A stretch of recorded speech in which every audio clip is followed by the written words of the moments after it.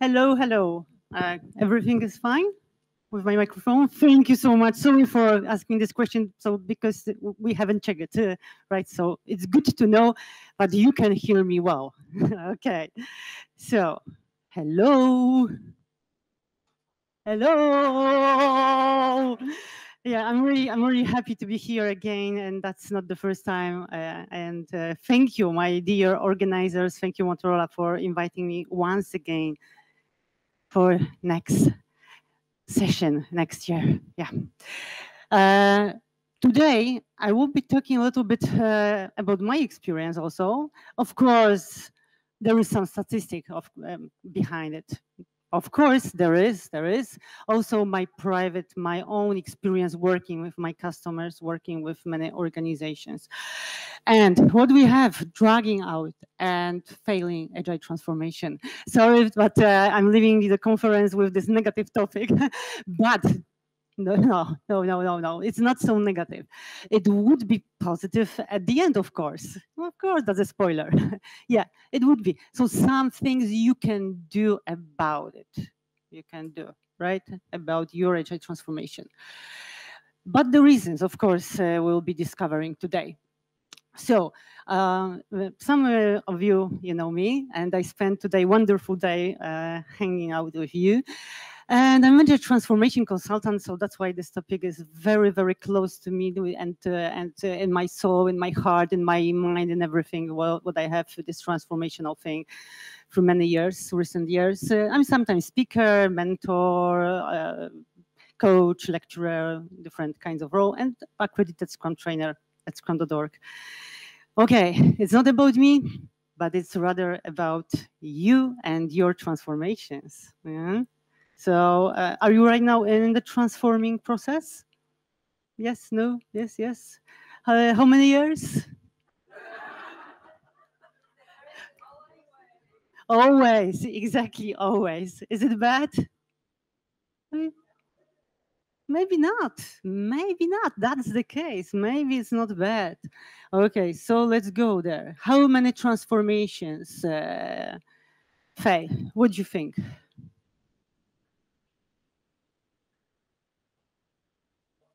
99, 80. Yeah. It's exactly. It depends, of course. So according to different resources, we have 47 to 96% of, what does it mean? Almost nothing. Almost nothing. Depends on the resource. So you can Google it, just or ask maybe ChatGPT, maybe. So you can ask anyone or Google or someone else about the number. Depends on the, of course, on the maybe perspective, maybe. What is the most important? Some other resources, they said that agile organizations, exactly what does it mean to be agile organization? That would be a good definition and good actually question. And they claim that over 60% agile organizations, they have their long-term earnings before interest, taxes, depreciation, and amortization higher. And higher with non-agile, to compare with non-agile organizations. It's interesting, right? Maybe it's true. Yeah, I'm not saying that it's not true. Absolutely not. This is very, very interesting. I hope I would love to see it. It's actually based on research, so I have no doubts here actually. So here, when you just take a picture, so you can see where I found it. Okay, but one thing is here, that agile transformation never ends. That's why I asked you how many years, and you said many years. And I said, is it bad? Actually, maybe it's not so bad, because maybe it's normal, because this is the ongoing process, right, of continuous improvement of your organization or department. Because probably, as you know, in some organizations, we have only on the product level, like one product like a pilot, and this is a transformation, or sometimes there is an entire organization. I would prefer entire organization now, of course, change. It's more efficient, and maybe we can be here again. Yeah, maybe we can have better results as from the organizational point of view. Remember, everything will be ending in customers and money finally, right? So you need to measure your agile transformation efforts. Regardless, is it like ongoing, as I mentioned before, it's ongoing process. It takes you a long time. Fine, that's okay, but you need to measure it. Remember about it. Both customer happiness, customer experience, customer satisfaction, in general outcomes, and of course money. And money, of course, they were on the previous slide, right? And in general, maybe market share and everything. So you need to measure it, because otherwise some people will tell you that your efforts are meaningless and pointless. Be careful with that. Yeah. How many agile transformations, right? Have you seen before? And we are agile because we are agile, and that's it. Yeah, because it's so funny. It's a great, nice effort. No, it's not about being great, nice, and having fun. It's about customers and money. So remember about it. Yeah. Sometimes someone needs to say, "Wake up." So reasons, because the topic is not about money here or market share or customer satisfaction. The topic is here about reasons why they are failing. The question, my first question would be to you: failing transformations, or maybe just taking too long time? What do you think? Failing or not failing transformations? Taking too long? Too long, rather too long, I would say. Can we say that the Agile transformation failed? I don't know. Just simply don't know. I think, yeah, we need to measure it. So in that case, we can say, okay, we failed, and come back to, for example, previous state of mind and previous approach. Okay, so what are first some reasons? Those are reasons, not research, no scientific research. My scientific research, actually. Yes, it is. And what are some failing reasons? Maybe failing, maybe something that is really dragging out. So first of all, indifferent, yes, you can take picture, indifferent engagement of C-level. That's one of the major things I can see, that this transformation could be done, for example, within a year, but remember, never ends.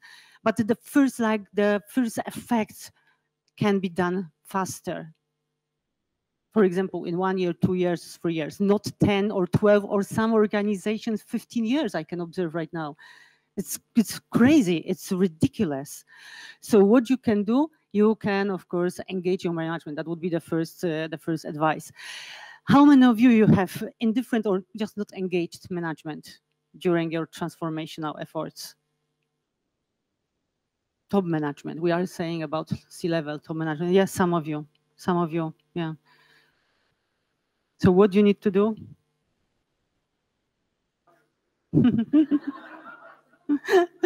Or fire them, or just tries to look for some cooperation. Yeah, of course, collaboration.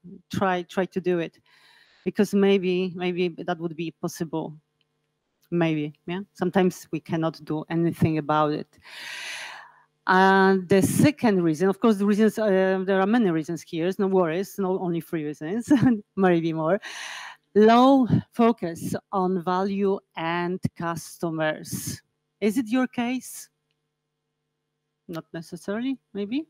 No, it's good. That's not your case. That's not your case. Sometimes people are only focused on outputs, only focus on results, on features, on delivery, on department management thing, and that's it. And that's it. And nothing more. So it's very worrying me. And we can, of course, measure customer value and strive for more outcomes than outputs. Another thing is hierarchy and culture.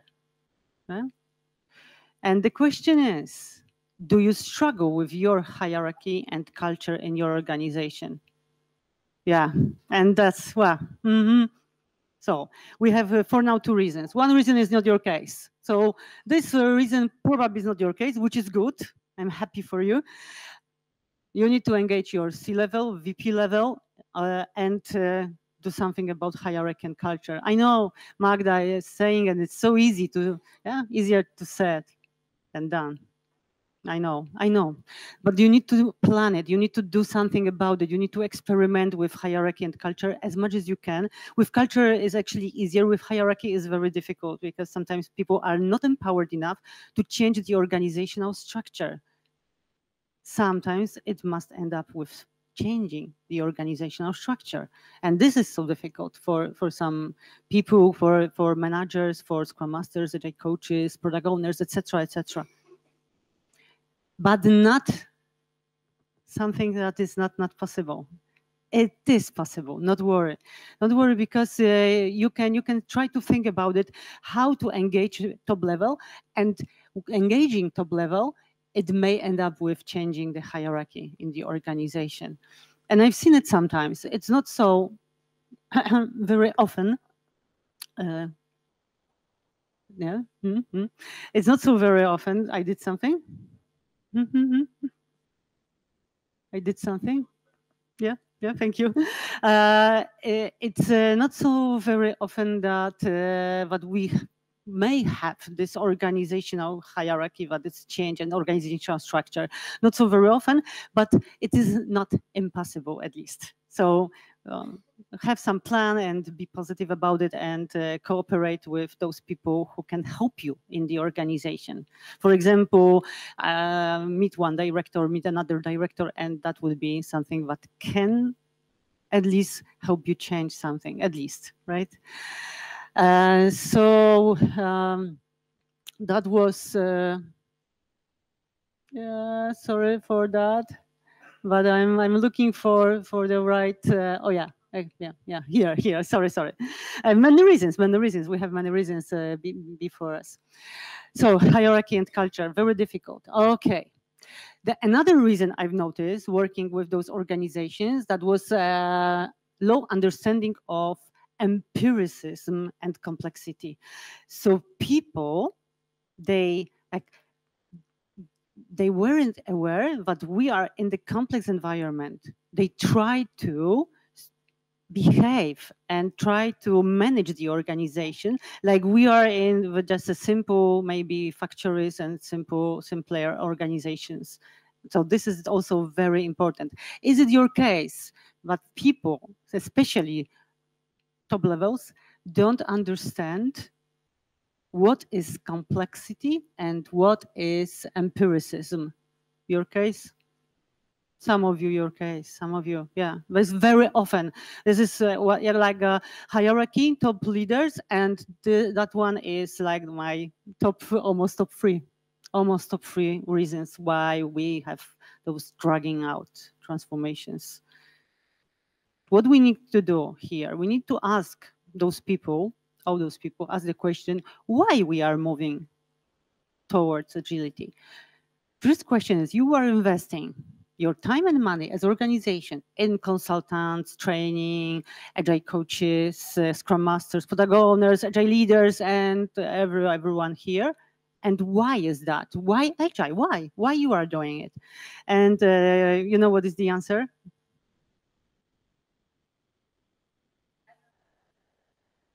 Yeah. Everyone actually has it in the market. Yeah. So it's like a standard. That's not the reason to be agile. You know it exactly. And second answer is, it will be cheaper and faster. Cheaper and faster. Yeah. No, of course not. And we need to dispel those myths. Otherwise, your transformation will be very mechanical. I'm sorry. I'm here to be like straightforward and very honest. Yeah. And lack of, the next reason is lack of support from middle management. Middle management, one of the most common obstacles for any change, like agile change, because of fear of change, of course. Yeah, you know it. Yeah, is it your case? Middle management obstacles? Yeah, some of you, yes, some of you, yes. So of course, what we need to do about it, we need to take care of fears. Yeah, take care of it. And people are thinking that during the Agile transformation, they will lose something. Being Agile, we are losing power, of course. As a manager, I will lose power. I will lose, what else? Position, right? People, I will lose people. Right now I manage people and I will lose it. No, please. Still, I can see it. It's quite interesting because I can see it very often and for many years. The same case and the same case. It's getting better. That's good because it's getting better right now, and many Agile leaders right now are here. However, still, that might be in some organizations, especially with strong hierarchy. When you cooperate with different cultures and different countries, you can probably observe that in some specific cultures, even in here in Europe, we have really cultures that are hierarchy oriented. And another reason that would be about project-oriented organization, not product-oriented organization. Your case or not your case? You are working on products or other projects? Projects? Hands up. Products? Good. Very good, very good. I'm happy to see that. I'm happy to see some changes. Still, there is an issue because we are thinking in terms of time, budget, and scope. And that's the measure of success. No, for me, it's not the measure of success. What is the measure of success when it comes to products? Value and satisfaction. What else? Yeah, revenue as well. As well, we need to think about it. Remember, organizations exist in order to make money. Yeah? So they need to earn those money, right? And we need to be aware of it. We need to think about it.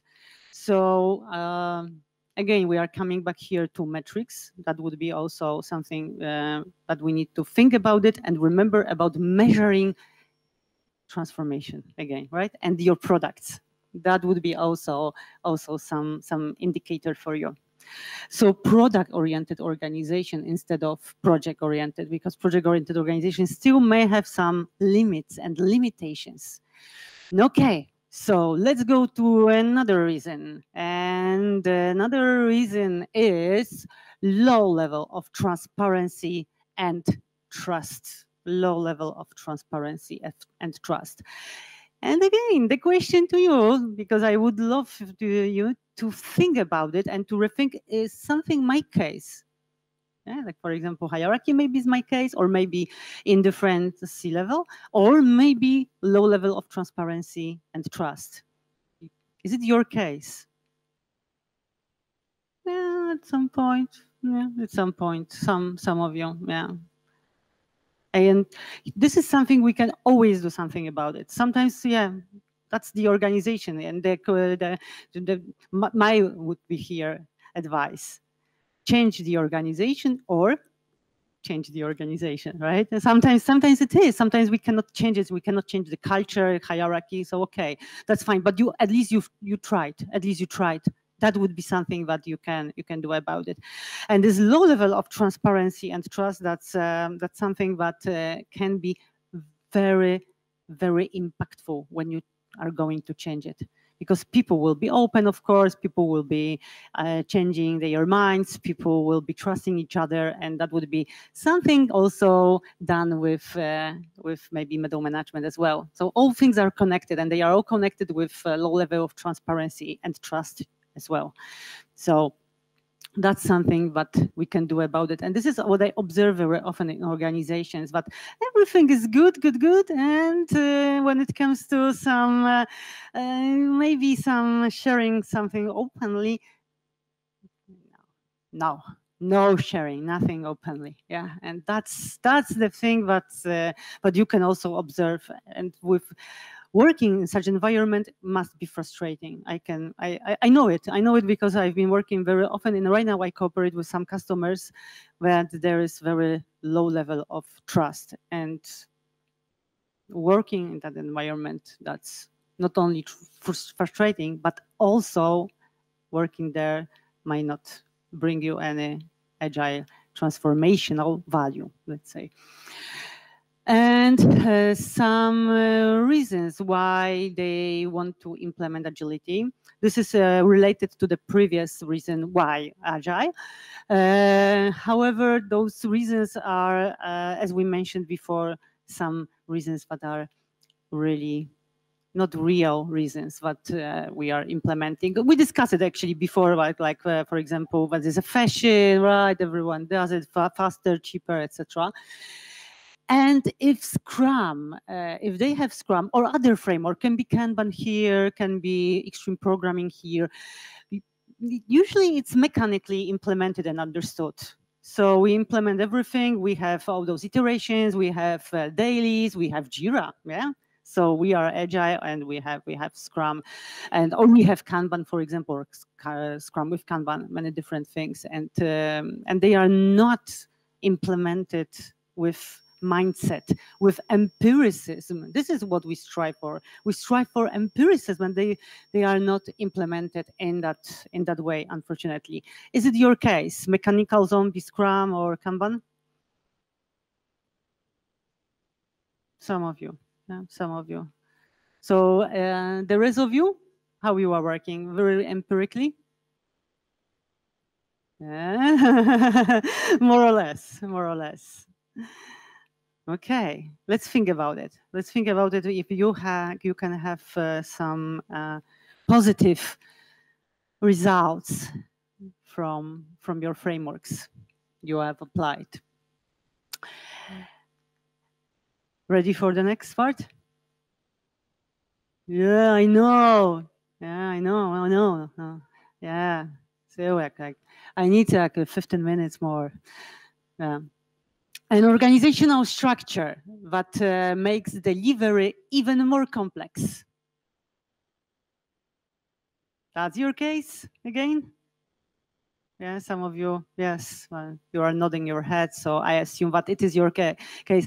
Organizational structure, and I'm coming back to another reason that was stated before about mindset, about understanding hierarchy and organizational structures. Yes, it's connected. Everything here is connected, and what we can here to do something about it, we can show this complexity. Show this complexity. In some organizations, what we are doing, we are calculating everything into money. And we are showing this is the current structure, and it costs you X, Y, Z, euros, dollars, Polish zlotys, etc. That's what we have. And that what we can have, and let's try it. Let's experiment, like experiment with organizational structures. Also, in some organizations where they are very open and where they have like a nature of experimental nature, and sometimes they can even change their structure once per quarter and track results and have some feedback after all, and see if this change was for them very, very valuable or actually not. If not, they are not saying, oh, Agile is not for us. No, actually not completely. What they are doing, they are changing again the structure in order to find better ways to better deliver products and value. So project-oriented organizations, if you are in such an organization, just rethink. If this structure gives you even more complexity, think about it. It can be something easier to deliver, like a very product-oriented organization, and they are working only directly on this product, and this is 100% of focus on value delivery in this product. So think about it, and you can even calculate it into money. And money talks, you know it, especially to different levels, like VP level, C level, and director level. Yeah. So think about it if you can do something about it. And war between departments. What do you think about it? Also, it's stopping us. This reason is blocking us. Who has war between, for example, business and IT or product and IT, however it's called, or even some gross stories? Yeah, those wars between departments, this is something that you can actually, everyone can do it here. I know that I really do understand that sometimes doing with hierarchy and culture might be, or structures might be difficult, or fighting with processes might be difficult. But working on wars between departments, this is something you can at least start the conversation. You can come closer to those people and say, look, hey, look, this is like some, maybe not conflict, but some issues between us. And it's not helping us. It's politics. So we need to do something about this internal politics in the organization. And I believe that everyone can do something about those warring departments. I survived it. I had it. I've been working in one organization over 8 years, and we had ongoing war between departments. So why? Why? If I could do it, why don't you? And traditional contracts that shape the process. So some of you have or internal contracts between the departments or between maybe some internal companies, or with external customers maybe, or external providers, you have it. So is it your case to have this external contracts or internal contracts that can shape your process to be more waterfallish than not? Yes, you have it? Yeah, I know. In some cases, I know. Yes, you do have it. You do have it. So also there is an answer to it. What you can do with those contracts, traditional contracts.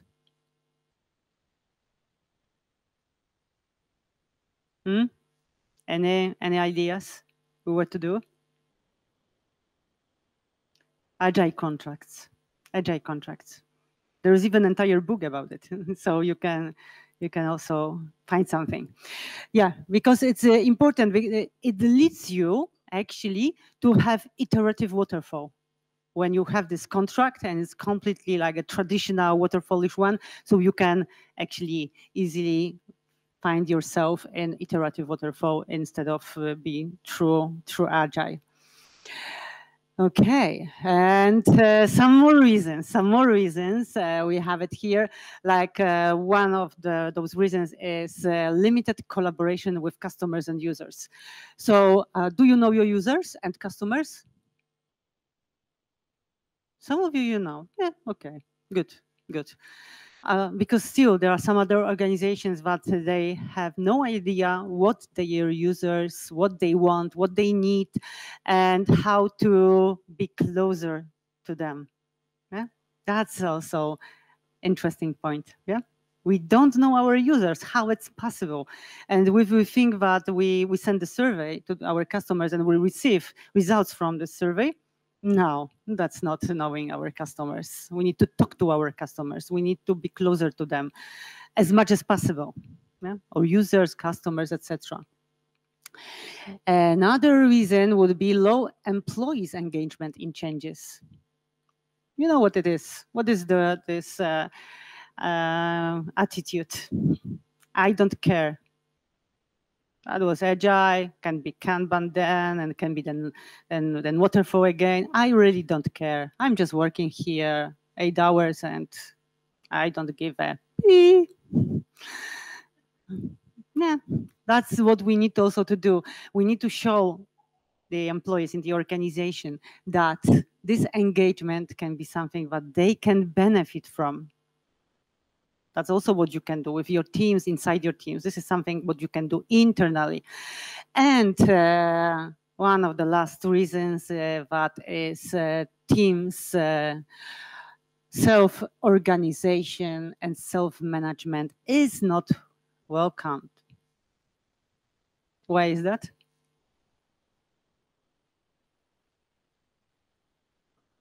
No control. We are losing our control. We are losing, yeah.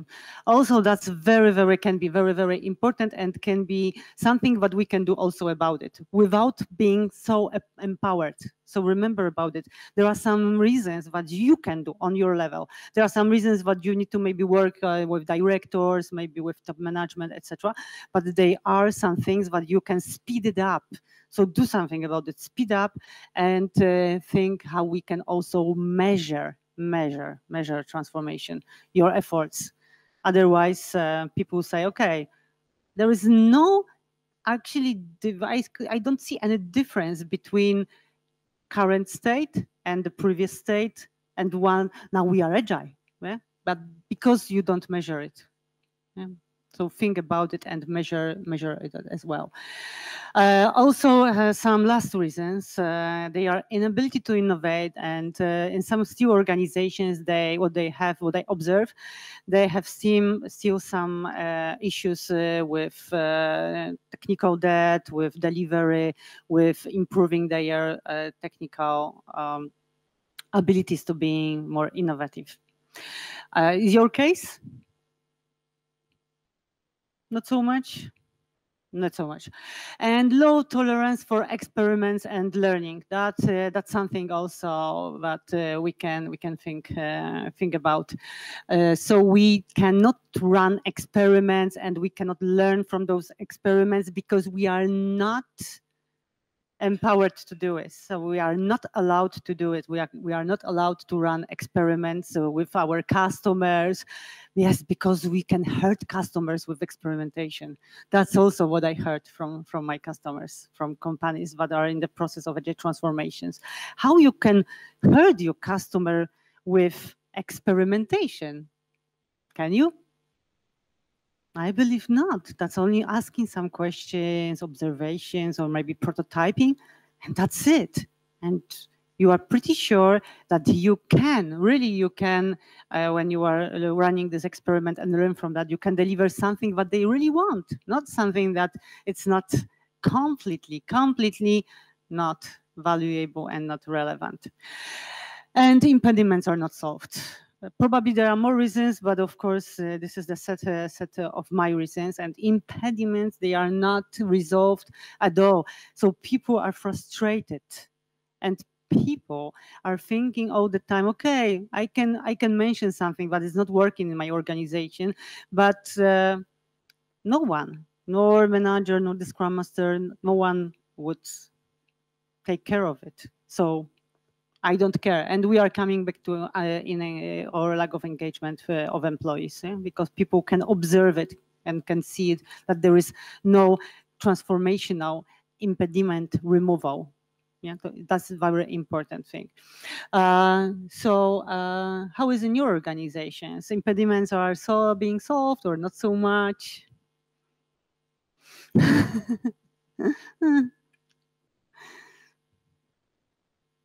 So think what you can do to help resolve those impediments, of course. And I was hoping you could give me a detailed plan for the Agile transformation. Have you ever heard about it?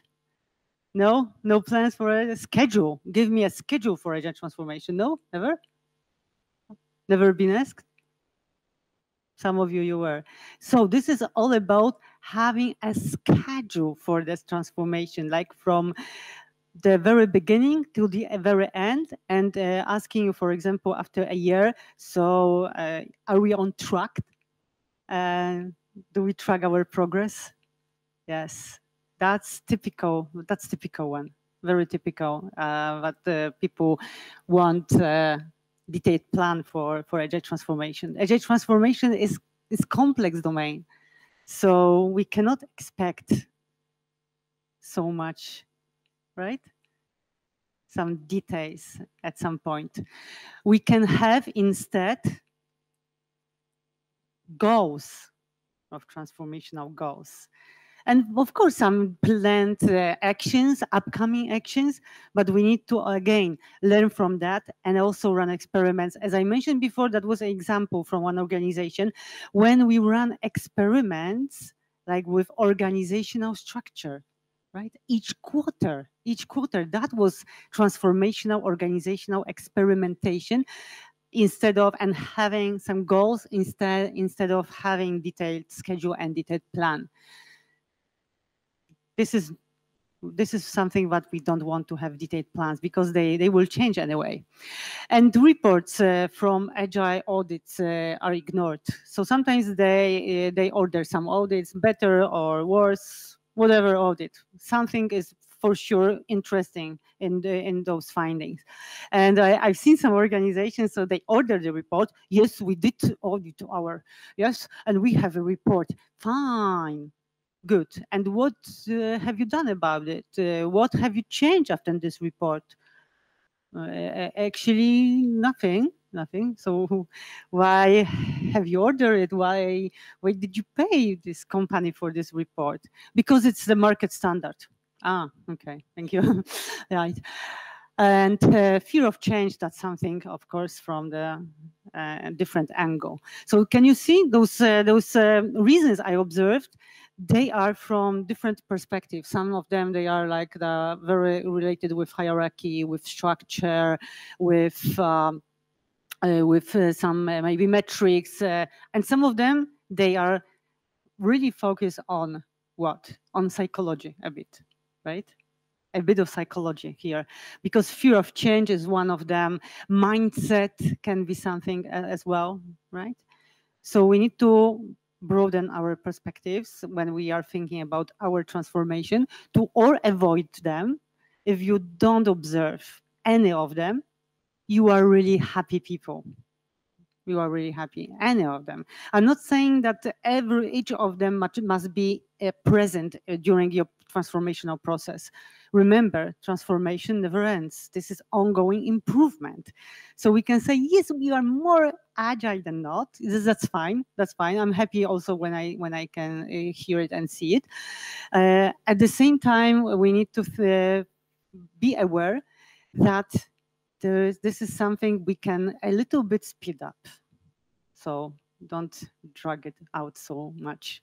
And potential remedies. I have potential remedies. We mentioned some remedies during when I was discovering some reasons. Working on mindset. So on understanding complexity and empiricism. This is what I observed, that this is so important that we need to think about it, and we need to be focused on it, working on this mindset. Why agile? That would be, right? Why complex environments? Why empiricism is the answer to complexity, etc. So this is what you need to do, and I really encourage you to do it at any time. And the top management is actively involved in the process. This is so important. So you need to just ask your top leaders why agile, and also what we can do from the transformational and organizational structure perspective as well. And from processes, to simplify organizational processes. And that's so I know that it is difficult, very difficult. But once you have it, you can even have daily with C-level. Daily, yes, daily with C-level. And what they are working on changing processes in the organization. That's their product. That's their topic. Can be. And transformational goals and reasons are really clear and understood by entire company, right?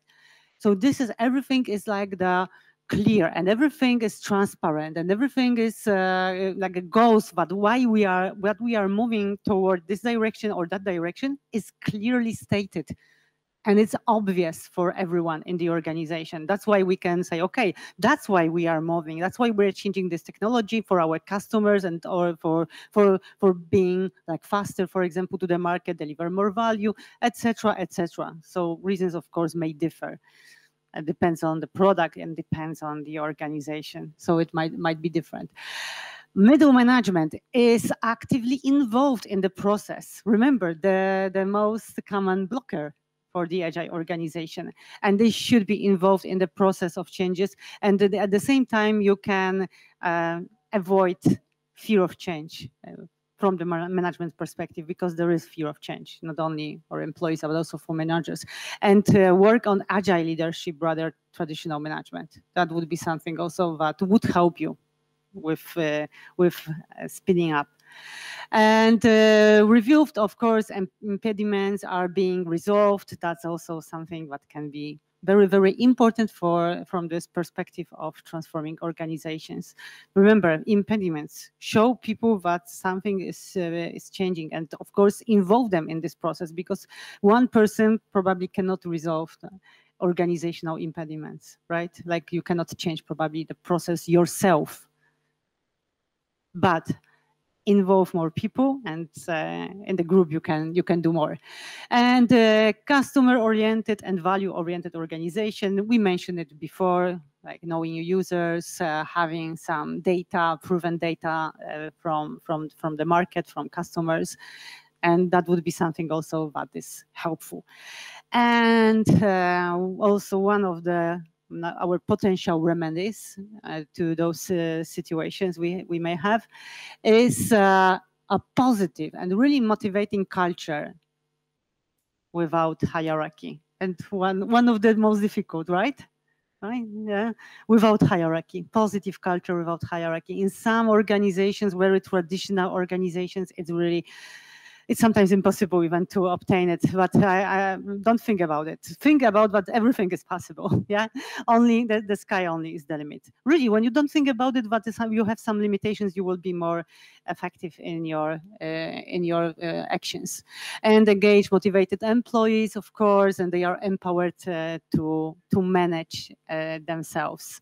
So that would be something also that can help you motivate your colleagues at work. Just motivated to changes, and learning and findings and experiments are really welcome. So this is what we actually mentioned. And remember, experimentation not only with customers, but also I'm thinking about experimentation with organizational processes and organizational changes.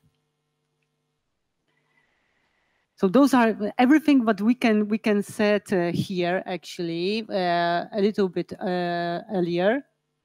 Here, everything here, you can just do it quite opposite, and that would be your remedy. Actually, you can. This is what you can also do, right?